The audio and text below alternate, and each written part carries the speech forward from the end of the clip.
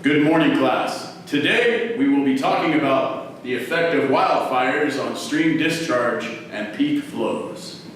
Yeah, right. Fire doesn't affect water.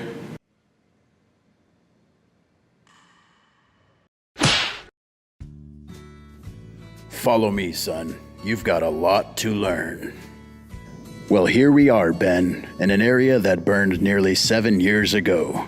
As you can see, the vegetation has changed drastically across the landscape. A healthy watershed depends on a lot of things.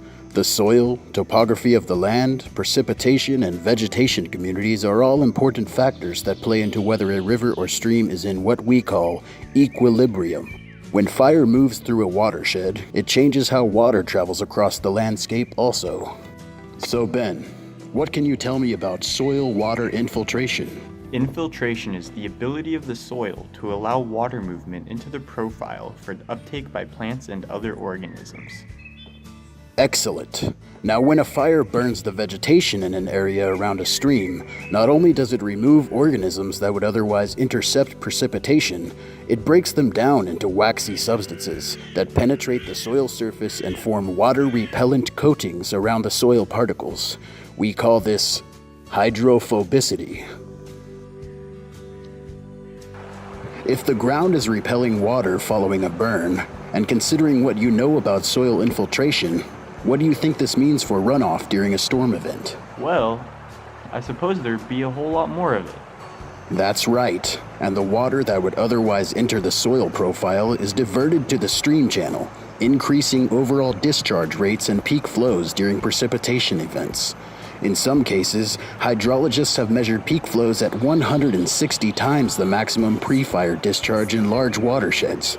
Of course, this depends on the intensity of the burn, the total area of the site, precipitation, and even terrain adjacent to the stream will make a difference. Smokey, how long does it take for the streams to get back to equilibrium?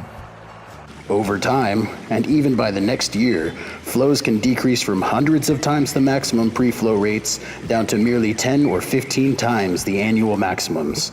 Even still, it takes years or sometimes decades for flood magnitudes to recede to pre-fire sizes. Wow, Smokey, I had no idea the effects fire had on peak flows. Well, now you know, Ben.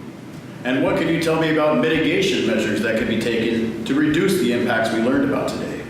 Well, Smokey, rehabilitation should be localized to places where risks to life and property are high, because a significant amount of resources are needed to be effective over natural recovery.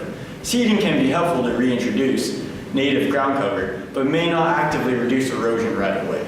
Mulching is expensive, but effective in the most critical areas.